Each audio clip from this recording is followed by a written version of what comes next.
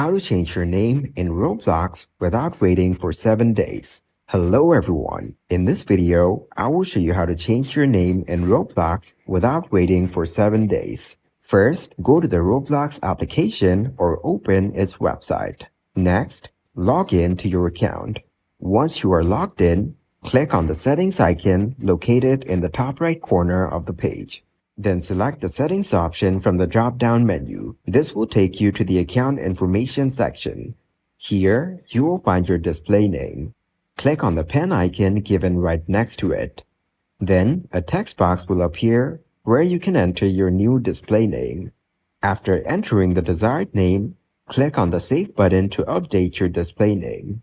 Please note that you can only change your display name once every 7 days and you cannot do it before that time. Once you have saved the new display name, reload the page.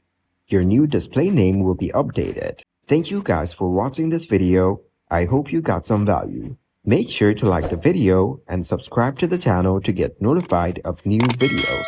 See you in the next one.